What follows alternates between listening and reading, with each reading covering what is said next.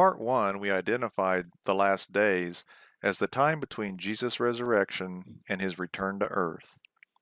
In this part, we'll look at the chronology of those days and where we are in the sequencing of events. Jesus gave us what I would call a broad strokes chronology in Matthew 24.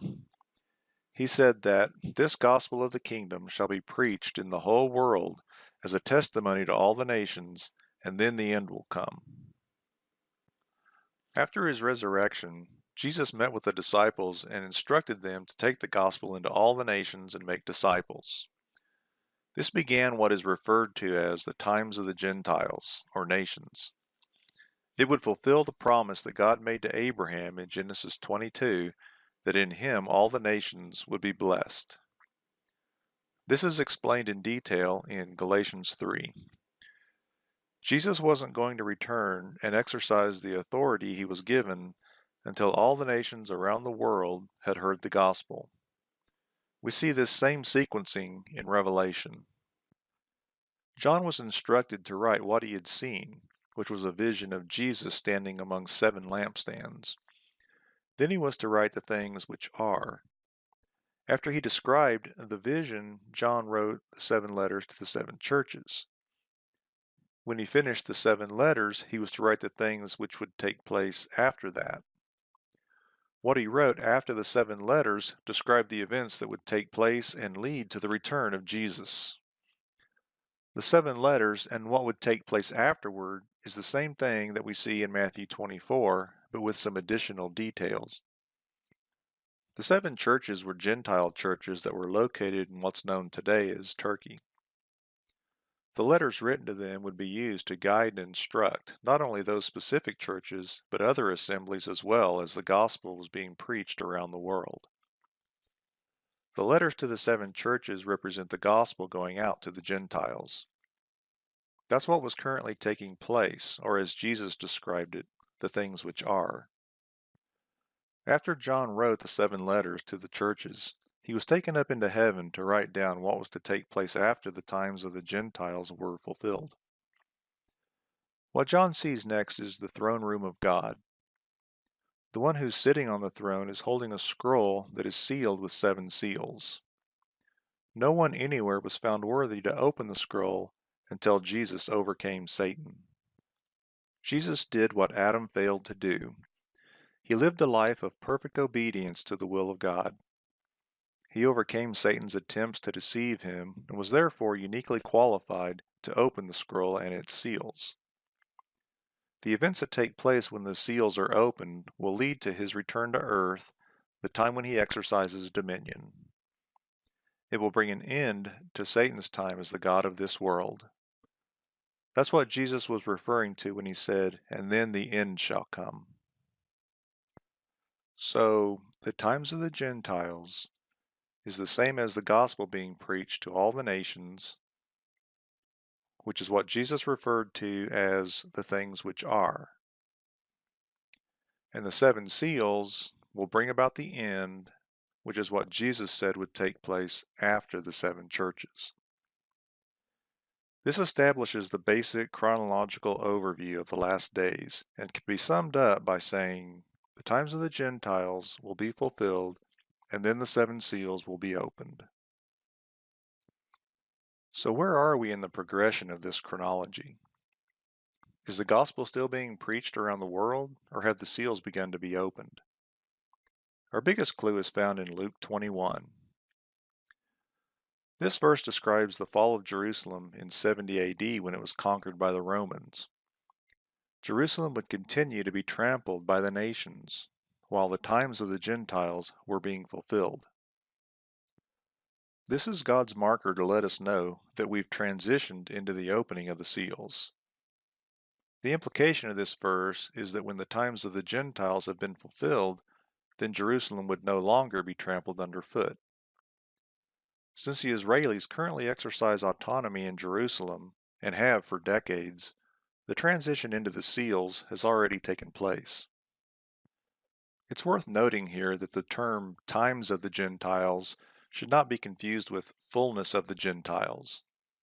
They might sound similar, but they refer to different things and different points in time. The difference between them is the same as the difference between sowing and reaping. The sowing of the gospel in all the nations has already been fulfilled. That seed is currently in the process of reaching maturity. The fullness of the Gentiles will come in when Jesus returns and the harvest is reaped. This can be seen in Mark 4:26 through 29 and in Revelation 14:14 through 16. We know from the chronology that Jesus described and the transition marker that he gave that we are decades into the seven seals. Consequently, the first seal has already been opened. This is where we are in the progression of the seals. As we look at each of them, this will become more apparent. The first six seals are described in Revelation 6. When Jesus described the sign of his coming in Matthew 24, he described the same events that are listed in the six seals. So as a confirmation, I'll make a reference back to what he said in Matthew. The opening of the first seal began a time of covert conquering. We know that it's covert because peace is not removed from the earth until the second seal. When the first seal was opened, things began to take place behind the scenes that would work towards a specific goal.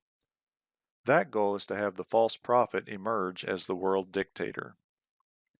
A lot had to change before that goal could be realized, and the past several decades have been a steady march in that direction. We know from Daniel 10 that there are evil angels who oversee world kingdoms. That's who the white horse rider of the first seal is. He's an evil angel who's in charge of bringing about changes that will cause people to become vulnerable to the deception of the signs and wonders performed by the false prophet. He was given a bow, and his arrows of choice are lies and deception. This is the first thing that Jesus mentioned in Matthew 24 when he was talking about his return. The exhortation here is to guard against the lies and deception that will be prevalent in those days. Deception is the first and most often mentioned sign in Matthew 24. It's easy to see it at work today, and it'll only continue to get worse. There are other aspects to the covert conquering of the first seal as well, but deception underpins them all. After the stage has been set, the plan is put into motion and a time of war begins. When the second seal is opened, covert conquering gives way to open warfare. The decades of preparation that took place behind the scenes gives way to action, and the birth pangs begin. Those verses in Matthew actually cover the third and fourth seal as well. It will be a time of global conflict that seems to be spiraling out of control, but we are told not to be frightened because the wars are a necessary event. They are not the end. The third seal talks about a time of food shortage. The black horse rider has a pair of scales indicating that food is being rationed, and he announces that it's sold at an expensive price. This will lead to famine in various places. The fourth seal describes the fullness of the time of war. When it's over, a quarter of the Earth's population will have succumbed to death as a result of its effects. That's almost 2 billion people by today's count. It's difficult to imagine a global conflict on that scale, which is likely why Jesus mentions that the wars are not the end. It'll certainly seem like it at the time, but he describes them as the beginning of birth pangs, indicating that the pace of events is about to quicken. The fifth seal talks about a time of martyrdom. At some point after the time of war, the false prophet begins his persecution of those who believe in Jesus. This is when the mark of the beast and the image of the beast are introduced. The corresponding passage in Matthew 24 is verse 9. People will be required to worship the image of the beast, and those who don't will be put to death. This persecution will continue unhindered until God intervenes at the sixth seal. This gets the attention of everyone around the world. Along with the celestial signs, the passage continues and describes the earthquake as moving every mountain and island out of their places. Here's the corresponding passage in Matthew. Not only are the sun, moon, and stars affected, If you continue to read the description of the sixth seal, people can see into the spiritual realm, and what they see causes them to fear. They see the sign of the Son of Man, which is the Lamb, and fear his coming wrath. They are right to do so because the seventh seal contains the 7 plagues. Believers will still be persecuted, but not with the same intensity as before. The effects of the plagues will create conditions around the world that will cause unbelievers to focus more on their own well-being. The opening of the 7th seal is found in Revelation 8. The 7th seal brings about the 7 plagues. When an angel sounds a trumpet, a plague begins, and when a plague is to reach its fullness or be brought to an end, the angel pours out a bowl. The trumpets and bowls act like bookends for the plagues. There's not a corresponding passage in Matthew 24 for the 7th seal, because the plagues are not a sign for believers. However, the sounding of the 7th trumpet does pertain to believers, and that's where Jesus picks up in the progression of Matthew 24. After the 7th trumpet sounds, Jesus appears in the clouds and sounds the trumpet of God. The 7th trumpet begins the last day of the last days, and is represented by the blue square. Here is a summary of the 7 seals in Revelation.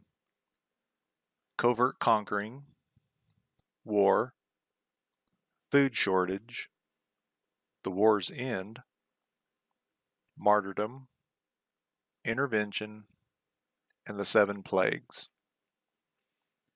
All of the end-time events take place somewhere in the chronology of the 7 seals. This is important to keep in mind when sorting through the different prophecies so that things don't mushroom into something that's unnecessarily complicated. The seals cover the span of time from the times of the Gentiles being fulfilled until the return of Christ at the 7th trumpet. They are explained in Revelation 6 through 11. Consequently, what's described in Revelation 12 through 19 doesn't follow the seals chronologically, but is there to provide additional information about what takes place during the seals. The times of the Gentiles has been fulfilled and the first seal has been opened. We don't know exactly when that took place, but based on certain observations, I'd estimate that it took place somewhere around 1900. Although Israeli autonomy in Jerusalem didn't come about until later that century, the process that led to it began when the first seal was opened, probably somewhere around here. The chronology of the last days is really simple to summarize. The times of the Gentiles will be fulfilled, and then the 7 seals will be opened. We'll take a more detailed look at what happens during the 7 seals in Part 3. Someday